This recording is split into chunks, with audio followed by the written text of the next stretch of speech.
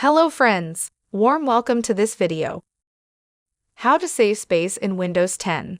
Are you running low on storage space in your Windows 10 PC? This video is not just about deleting files, it's about smart storage management. Let's begin with the first method. Open Settings from the Start menu. Click on System. Select Storage from the left menu. Click on Apps and Features from the left menu. Sort apps by size to find large programs. Uninstall apps you don't use by clicking and selecting Uninstall. Open File Explorer. Right-click on your C drive and select Properties.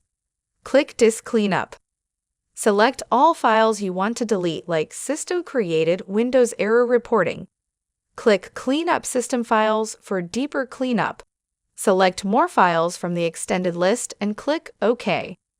Confirm deletion by clicking Delete Files. Press Windows key and R key together to open Run Again, type Prefetch and press Enter. Select and delete all files in this folder.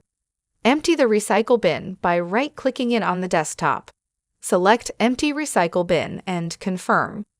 Now your system should feel lighter, faster, and much more efficient. Please do not forget to like this video. Make sure to subscribe to this channel.